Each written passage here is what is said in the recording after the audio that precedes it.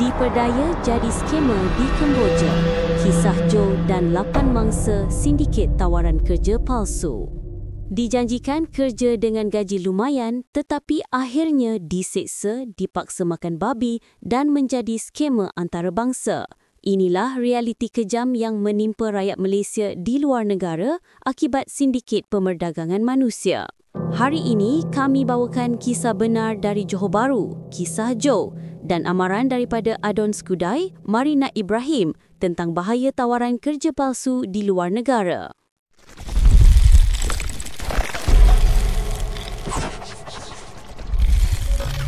Segmen 1. Kisah Joe, dari pembakar sate ke Kemboja.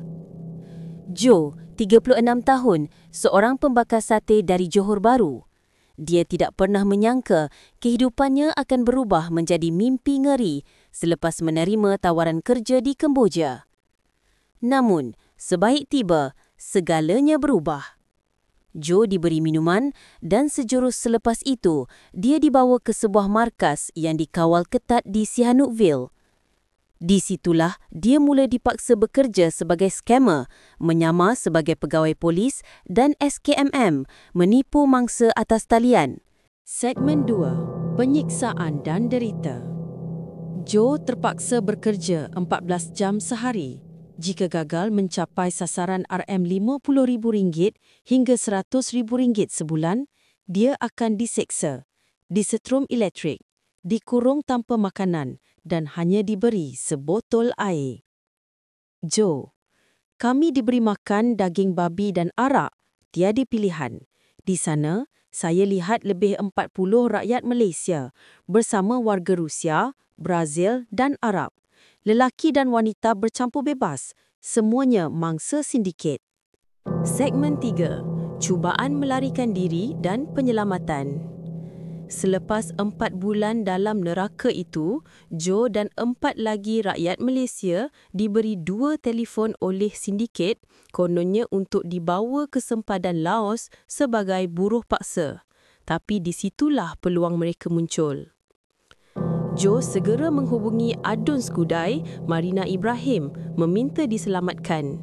Melalui bantuan Wisma Putra dan Kementerian Luar Negeri, mereka akhirnya dibawa pulang ke tanah air pada 16 Ogos selepas perjuangan hidup dan mati selama 3 minggu.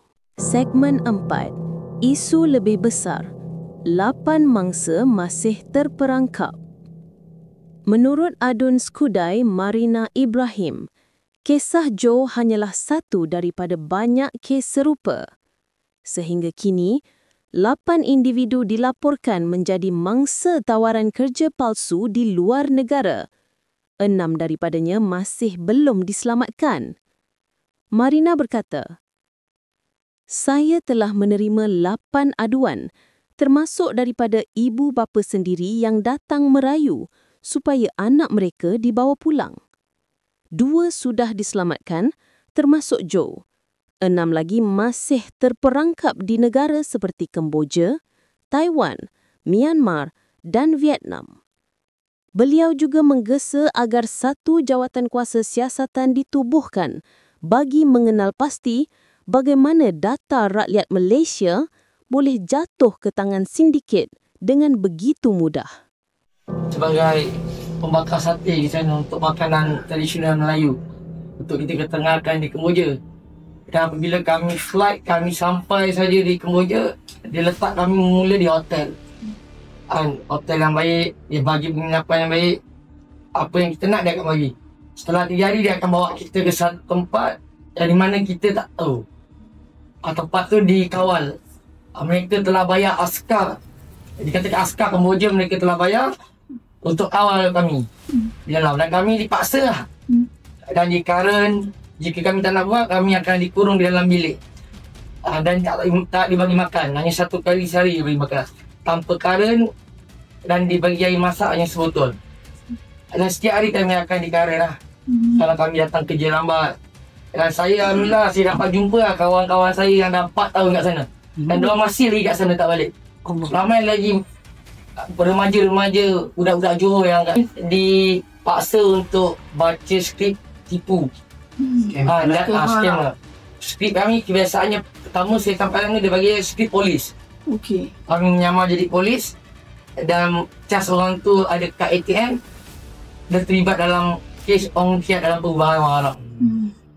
Dan kemudian setelah kami pakai skrip tu berjaya dalam 50,000 kami dapat, kita tukar pula skrip lain. Kami jadi Suruhan Jaya Komunikasi Multimedia Malaysia. Rakyat Malaysia ditawarkan kerja, maksud kena scan pekerjaan dekat luar negara seperti Myanmar, Kemboja dan sebagainya, kebanyakannya berbangsa Cina. Tetapi sekarang bukan sahaja berbangsa Cina, malahan Melayu tak kira bangsa. India pun ada, hari tu dekatnya Taiwan. Dan macam hari ini ramai juga sebenarnya orang yang mudah terpengaruh dengannya iklan-iklan, tawaran-tawaran kerja, kemudian daripada internet dengan tawaran gaji yang tinggi.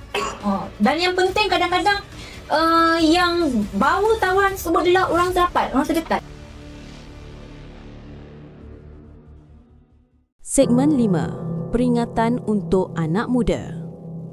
Sindiket kini menggunakan media sosial dan kenalan rapat untuk memerangkap mangsa, menawarkan kerja luar negara dengan gaji tinggi. Ramai anak muda tertarik tanpa meneliti kesahihan tawaran.